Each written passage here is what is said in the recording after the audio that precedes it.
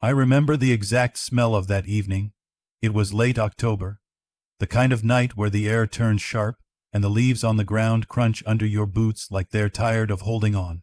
I was sitting at the kitchen table, our kitchen table, the one I'd built with my own 2 hands from reclaimed oak, drinking the last of my coffee. Cold coffee. I hadn't gotten up to warm it because I was afraid to make a sound. That's what my life had become at 50 years old. A man afraid to make a sound in his own home. My name is Gerald, Gerald Morrow. Most people who knew me back then called me Jerry. I was a carpenter by trade, 27 years of it. Calloused hands, sawdust in my truck, more splinters than I could count. I wasn't a rich man. I wasn't a man who made speeches or commanded a room. I was quiet. I was steady. I showed up every single day, and I did the work that needed doing. I thought that was enough. I was wrong. My wife, Diane, had been married to me for 19 years. We met when we were both 31. She had a 7-year-old son from her first marriage, a boy named Marcus. I loved that boy like he was my own blood. I coached his little league team. I drove him to school when Diane was sick. I sat in hospital waiting rooms when he had his appendix out at age 12. I taught him how to drive a nail straight, how to check the oil in a car, how to shake a man's hand and look him in the eye. What I didn't know, what I never saw coming, was that one day, that same boy would stand in a doorway and smile while I packed my bags. But I'm getting ahead of myself. Let me take you back to where it started falling apart. Marcus was 34 years old when he moved back in. He called it transitioning. He'd left a job in the city, something in marketing. I never fully understood what he did, and his apartment lease had ended. He said he just needed a few months to reset. Diane was overjoyed. She cleaned out the guest room, bought new curtains, put a small television in there. She cooked his favorite meals the night he arrived: pot roast, home-made cornbread, apple pie from scratch. I sat at the head of that table and smiled and said, "Welcome home, Marcus." He sat down across from me, cut into his pot roast, and said, "Thanks, Gerald." Not Dad. Not Pops, not even Jerry, Gerald. After 27 years of raising him alongside his mother, I was still Gerald. I let it go. I always let things go. In the first week, Marcus started making small comments. They were quiet at first, little things I almost convinced myself I was imagining. I'd come in from the garage, sawdust on my shirt, and he'd wrinkle his nose. "Does he have to track that through the whole house, Mom?" I'd be watching the evening news in the living room, and he'd come in, pick up the remote, and change the channel without a word. I'd wake up early the way I always had, 5:30 every morning, and start the coffee. He'd come downstairs at 9, look at the half-empty pot and say, "Can't you make a fresh one?" Diane would laugh it off. "Marcus, be nice." But she'd make him a fresh pot. I watched all of this. I said nothing, because I thought it would pass. It didn't pass. By the second month, things had changed in ways I still struggle to put into words. Marcus started working from home, or at least, he said he was working. He had a laptop and a phone, and he used our dining room table as his office, which meant I couldn't sit there anymore, which meant the kitchen became my only option, and he'd come in for coffee and make a face at the smell of my work jacket hanging by the door. "That jacket," he told his mother one evening while I stood 6 feet away washing dishes, "smells like an old barn. Can't he keep it in the garage?" I dried my hands. I walked to the door. I moved the jacket to the garage without saying a word. Diane watched me do it. She didn't say anything either. That silence, her silence, that was the first cut. Then one Saturday, Marcus sat down with Diane at the kitchen table. I was in the garage, so I could hear, but they didn't know it. The window was cracked open. "Mom," he said, "I've been thinking. This house feels really crowded." "It's a 3-bedroom house, sweetheart," Diane said. "I know, but Gerald's tools are everywhere. The garage is a mess. He gets up at the crack of dawn and it wakes me up. I'm trying to focus, Mom. I need some peace and quiet. There was a pause. And then Diane said something I will never forget for as long as I live. She said, "I know, baby. Let me talk to him. Not Marcus, this is his home too. Not, you're a grown man, you'll adjust.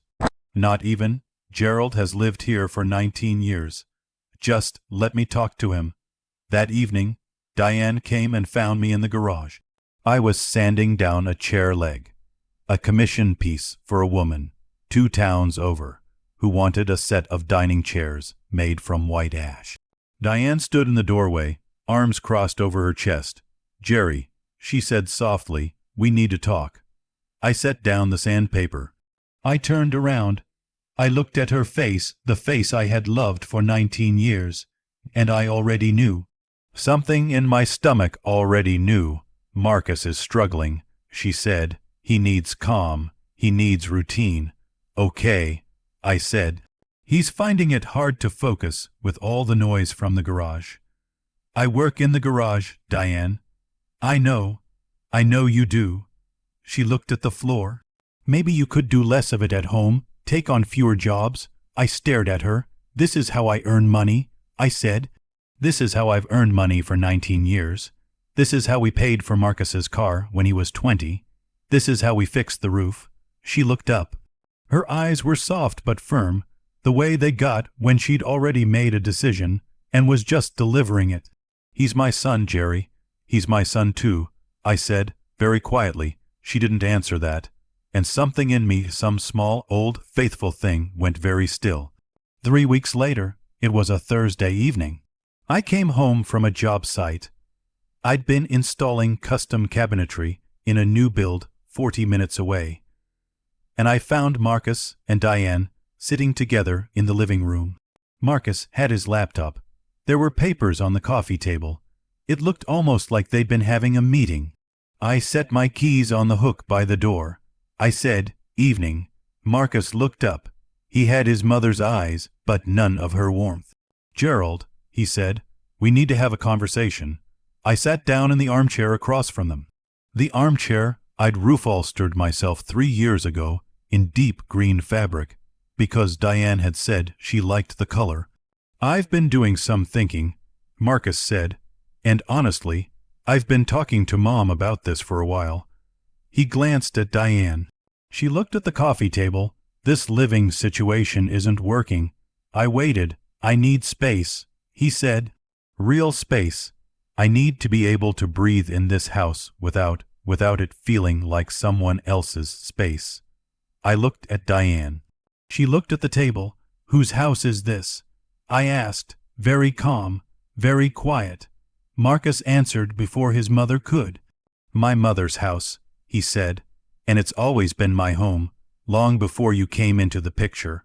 The room was very quiet. I turned to Diane. "Is that what you think?" I asked her. She looked up then, finally. Her eyes were wet. But she nodded. "I think," she said slowly, "that maybe you should stay somewhere else for a little while, just while Marcus gets settled. It doesn't have to be permanent, Jerry. Just a little time." I was 50 years old. I had worked every single day of my adult life. I had never raised my voice at that woman. I had never raised my hand. I had never cheated, never lied, never left when things were hard. I had loved her son like my own flesh and blood. And she was asking me to leave my home so that same son could have more space. I sat there for a long moment. Then I stood up. "All right," I said. That was all, just all right. I went upstairs and I packed a bag. I didn't take much. Some clothes, my shaving kit, my father's old watch that lived on the nightstand, and the small photograph of Diane and me at the Oregon coast that used to make me smile every morning when I woke up. I carried my bag down the stairs. Marcus was standing in the hallway near the front door. He was leaning against the wall, arms crossed, watching me come down. And he was smiling, not a big smile, not a cruel, obvious smile, just a small, quiet, satisfied smile. The smile of a man who had gotten exactly what he wanted. I stopped in front of him. I looked at him for a long moment. I thought about the little boy who used to crawl into my lap during thunderstorms. I thought about the teenager who cried in my truck after his first heartbreak and let me put my arm around him. I thought about the young man I'd driven 400 miles to help move into his first apartment. I thought about all of that. And then I picked up my bag, opened the front door, and walked out into the cold October night.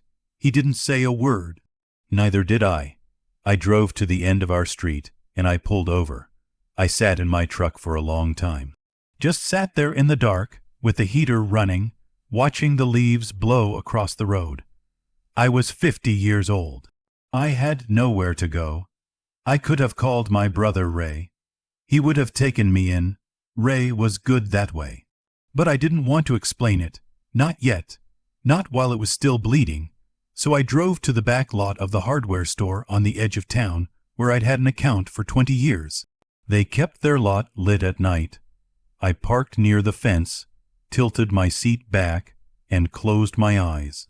I slept in my truck for 3 nights. The first night I was numb. The second night I cried. I'm not ashamed to tell you that. I was a 50-year-old man lying in the back of my truck under an old moving blanket, and I wept, not for me, or not just for me. I wept for the version of my life I had believed in. The version where doing good things meant good things came back to you. The version where 19 years of love was worth something. The third night, something shifted. I lay there in the dark, and I thought about my father. He was a quiet man too, a woodworker, he used to say, and I can still hear his voice when I think about it. He used to say, "Gerald, the tree doesn't argue with the wind, it just keeps growing." On the third night, I decided to keep growing. I called my brother Ray on the fourth morning. "Ray," I said, "I need to borrow your barn." Part 8. The barn and the beginning. Ray didn't ask too many questions. He was like me that way. He had a property about 20 miles outside of town, old farmland. There was a barn on it, solid structure, dry inside, good bones. Ray had been using it for storage. He cleared it out for me in a weekend. I moved in with a cot, a camp stove, and my tools. I was 50 years old, sleeping in a barn, and I had never felt more clear in my life, because I had nothing left to protect. No image to maintain, no peace to keep, no one to walk on eggshells for. All I had was my hands and my craft. So I worked. I had a small amount of savings, enough to buy materials. I started building. Not for clients at first, just building. A rocking chair, a writing desk, a set of bookshelves with hand-carved detailing along the edges. I worked from sunup to sundown. I ate simple food. I slept hard. And here is where I have to tell you something. Are you ready? Because this is where the story changes. About 6 weeks into my time in Ray's barn, I was cleaning out an old corner that Ray had used to store boxes. Most of it was junk, old farm equipment, broken furniture, rusted tools. But in one of the boxes, buried under a tarpaulin, I found something I wasn't expecting. A set of architectural drawings, detailed hand-drawn plans for a building, a large one, commercial scale. I unrolled them carefully, spread them on my workbench, and studied them. They were for a furniture workshop and showroom. Whoever had drawn these, and they were beautifully done, every measurement precise, every detail considered, had been planning something serious. There was a name on the bottom of the plans. It was my father's name, Thomas Morrow, 1974. I sat down on my stool. My father had died when I was 22. I knew he'd had dreams beyond the small workshop he'd run out of our family home. He'd talked sometimes about the big shop he was going to build someday, but he'd gotten sick before he ever could. The dream had died with him, or so I had thought. Here were his plans, in perfect detail, 50 years old, rolled up in a tarp in my brother's barn. I sat with those drawings for a long time, and then I made a decision that would change the rest of my life. I was going to build it, not because anyone asked me to, not to prove anything to anyone, but because my father had dreamed it. and the dream had never had its chance, and I was a man with nothing left to lose and everything left to give. I was going to build my father's workshop. I won't pretend it was easy or quick or clean. It took 4.5 years. I won't give you every detail, but I'll give you the shape of it. In the first year, I focused on money. I took every job I could find: custom furniture restoration work, finish carpentry on new builds. I drove 2 hours each way when I had to. I ate peanut butter sandwiches and slept in the barn and saved every dollar. Ray let me use the land. He refused payment. He just showed up occasionally with a casserole from his wife, Linda, and never made me talk about what happened. In the second year, I broke ground. I built the foundation myself with 2 hired hands, young guys from town, good workers, willing to learn. I taught them as we went. The walls went up slowly. Every beam was chosen carefully.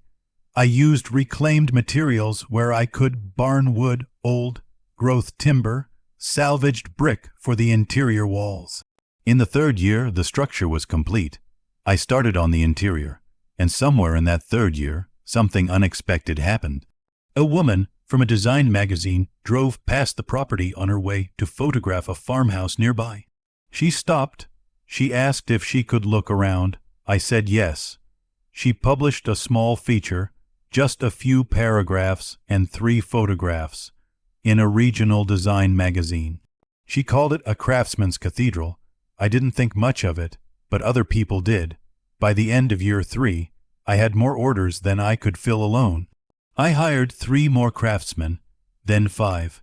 The workshop became a real operation: custom furniture, bespoke woodwork, architectural millwork for high-end residential projects. I named the business Morrow & Son, Fine American Woodcraft, not Marcus, my father, Thomas Morrow, and me, the son. By year 4, we had a waiting list. By the middle of year 5, Morrow & Son had been featured in 4 national publications. We had completed projects in 9 states. A furniture collector in New York had paid $47,000 for a dining table I'd built from a single slab of black walnut. I was no longer sleeping in a barn. I had built a small house on Ray's land, by hand, of course. 3 rooms, a porch, a view of the valley that made me stop every morning and remember to be grateful. I was 55 years old. I had lost my marriage, my home, and my certainty, and I had built something my father only dreamed of. I was, for the first time in many years, genuinely at peace. It was a Tuesday morning in late spring when my cell phone rang. I was in the workshop, running a hand plane along a piece of cherry wood. The number was local, our old area code. I didn't recognize it, but I answered. "Is this Gerald Morrow?" A woman's voice, careful, a little uncertain. "It is," I said. A pause. "Jerry," she said. "It's Diane." I set down the hand plane. I hadn't spoken to Diane in nearly 5 years. The divorce had been handled through lawyers, civil, quiet, nothing contested. She'd kept the house. I hadn't asked for much. I never did. "Hello, Diane," I said. Another pause. When she spoke again, her voice was smaller. "I found your name online," she said. "I was looking at a magazine. I was at the dentist's office of all places, and there was an article, and your name was there, and the pictures." She stopped. I waited. "Jerry, what you built," she said. I had no idea. "You wouldn't have," I said. "You didn't ask." That came out quiet, not angry, just honest. "I'm calling because—" She paused again. I could hear her breathing. "Marcus isn't, things aren't the way we thought they'd be. And I've been thinking about a lot of things, and I saw your name and I just—" Her voice broke slightly. "I needed to hear your voice." I looked out the workshop window at the valley below. Green hills, blue sky, simple and vast and indifferent. "I'm glad you're all right, Diane," I said. "Are you?" she asked. "All right, I mean." "Yes," I said. "More than all right," Another silence, and then she said something very soft, almost a whisper. "We made a mistake, Jerry. I think we made a terrible mistake." I held the phone for a moment, and I thought about the man who had packed a bag in silence, while his stepson smiled from the doorway. I thought about 3 nights in a truck in a hardware store parking lot. I thought about my father's drawings in a dusty box. "I think you did too," I said, "but I don't say that with any bitterness, Diane. I want you to know that. I truly don't." "How can you not?" she asked, and I could hear she was crying now.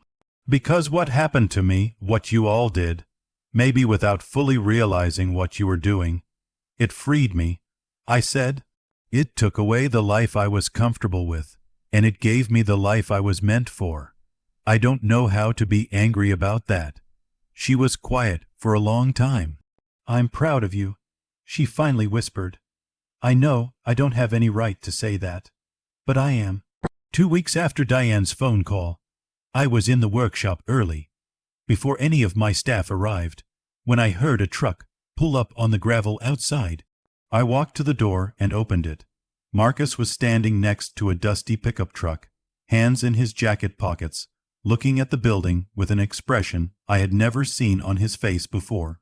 He looked small, not in height, he was still a tall man, but something about his bearing, his posture, the confidence that used to radiate off him like heat, it was gone. He looked tired, he looked older, he looked, for the first time in my memory, like a man who was carrying something heavy and didn't know how to put it down. I stood in the doorway. He saw me and stopped. We looked at each other across 20 feet of gravel. He opened his mouth, closed it, opened it again. "Gerald," he said. I nodded. "Can I come in?" I stepped back from the doorway and held it open. He walked through the workshop slowly, looking at everything, the tools, the lumber stacked in careful rows, the finished pieces waiting for delivery, a set of dining chairs, a hallway bench, a writing desk with hand-cut dovetail joints. He stopped in front of the desk. He ran his fingers along the dovetail corner, the way someone might touch something they recognized. "I remember watching you cut these," he said. "When I was a kid, you were always in the garage." "Yes," I said. "I used to think it was annoying," he said quietly. "All the noise." He turned to face me. "I owe you an apology," he said. "I know that's not enough, but I need to say it." I leaned against my workbench with my arms crossed. I wasn't defensive, just steady, just listening. "I came back home in a bad place," he said. "I'd lost my job, my girlfriend had left me, I felt like a failure, and I came back home and I saw you there in your garage, with your tools, just content, just doing your work, and I hated you for it." He looked at the floor. "I hated how steady you were, how quiet you were. I was falling apart, and you were just there, building things, and I wanted someone to blame, and you were there." I watched him. "I convinced myself that you were the problem," he said. "That the house felt wrong because of you. That my mother couldn't focus on me because of you. I told myself all kinds of things." He paused. "I was 27 years into a story where I was the center, and you were just the background." He finally looked up at me. His mother's eyes, wet like hers had been on the phone. "You drove me to my first job interview," he said. "You co-signed my first car loan. You sat outside my hospital room all night when I had my appendix out, and I didn't even know you were there until a nurse mentioned it. Mom told me years later." His jaw tightened. "I knew you weren't my biological father. I always used that as a wall, and I used it to push you out. The workshop was very quiet. I could hear birdsong outside, wind in the grass, after you left. Marcus said things didn't get better. I thought they would. I thought I'd finally have space, and everything would click into place." He shook his head. "It got worse. I got worse. Mom got quieter. The house felt empty in a way I didn't expect." He paused. "You weren't there, and I realized, and this took me a long time, so much longer than it should have. I realized the house felt wrong not because of you. It felt wrong because of what I'd done. I looked at this 39-year-old man standing in my workshop, the little boy from the thunderstorms, grown into someone who had learned a hard lesson the hard way, and I felt something released in my chest. Not forgiveness exactly. It wasn't a transaction. It was more like understanding, recognition. I know what it is to feel like a failure, Marcus, I said. I know that desperate feeling of being behind where you thought you'd be. I felt it at 50, sleeping in my truck. You were in it too, at a different age in a different way. He blinked. I spent 3 nights in a parking lot, I said, thinking my life was over, and then I found your grandfather's drawings in your Uncle Ray's barn, and I built this. I looked around the workshop, not because I was strong, because I had nothing left to be afraid of losing. He was very still. The greatest things I ever built. I said, I built after the worst night of my life. I want you to remember that. He looked at me for a long moment. And then he did something I didn't expect. He walked toward me, and he hugged me. Not the half hug of politeness. A real embrace, arms tight, the way a son holds his father when he's finally stopped pretending. I stood there for a moment, and then I hugged him back. I want to pause here and be honest with you. I didn't take Diane back. I want you to understand that clearly, not because I was bitter, but because the life I had built was mine. Completely mine, built from scratch, from pain, from 3 nights in a parking lot and my father's dusty dreams. It fit me perfectly. It was not built for 2. Diane understood. She said she did anyway. We remained in each other's lives in a small, careful way. A phone call now and then, a Christmas card, civil, even warm. Marcus started working with wood. I know I didn't expect that either. He called me about a year after his visit to the workshop. He'd bought a basic woodworking kit. He said he was teaching himself joinery from YouTube videos. He asked if I'd look at a small box he'd made. I said yes. He drove out to the property. I looked at the box. The joints were rough. The finish was uneven. The proportions were slightly off. It was exactly the kind of thing I'd built when I was 16. I told him it was a good start. He drove out every few weekends after that. I showed him things. He listened, really listened, in a way he never had when he was younger. He was a different man at 39 than he'd been at 34, humbler, quieter, more attentive. I watched him learn to slow down, to be still with a piece of wood, to let the work ask something of him. It was the most unexpected gift of my late life. My stepson, this man who had smiled in the doorway while I packed my bags, became, in the years that followed, one of the best students I ever taught. Let me tell you something I've learned. In this world, we do not know how to value quiet men. We celebrate the loud ones.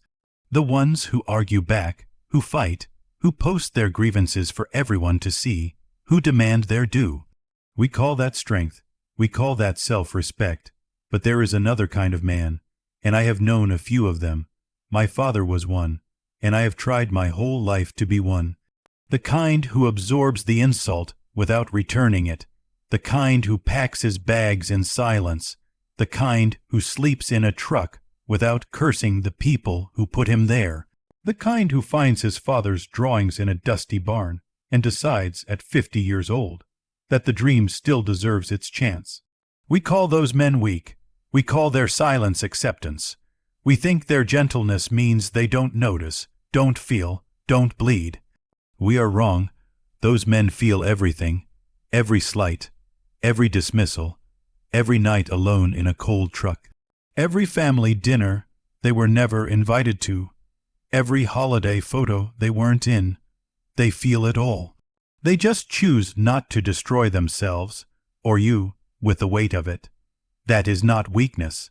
That is the most profound strength I know. I am 55 years old as I tell you this story. Morrow & Son Fine American Woodcraft employs 14 people. 8 of them are craftsmen. 3 are office and logistics staff. 2 are apprentices, young people under 25, learning traditional woodworking the old way. One is a delivery and installation crew. We completed 43 projects last year, ranging from a single custom chair to a full interior millwork package for a 9,000 square foot home in Colorado. Our annual revenue is something I'm proud of but won't name, not to be coy, but because the number isn't the point. The point is that I built it with my hands after being told by my own family in my own kitchen that I was the problem. The point is that my father's name is on the sign above the workshop door. The point is that every morning when I walk from my small house to that workshop and I put my hand on the door I built and I push it open and I smell the wood shavings and hear the sound of my people already at their benches, every morning when I do that, I feel something I can only describe as complete. I am not a famous man, but I am a whole one. If you are watching this and you have someone in your life, a parent, a partner, a quiet person who has given and given and given and never demanded acknowledgement in return, please hear me. Those people are not permanent. Their love is not guaranteed forever. Their silence when you hurt them is not the same as not being hurt. There will come a day, and it will arrive without announcement, when they will be gone. Not always dramatically. Sometimes quietly, the way they lived. They'll just stop being there, and you'll reach for them out of habit and find empty space. And in that empty space, you will begin to understand, in a way you couldn't before, what they were actually worth. Don't wait for that day. Don't let the people who work quietly and love deeply and ask for nothing become the people you take for granted. Don't let the people who build things with their hands, with their time, with their love, have to build them alone, without you, after you've pushed them out the door.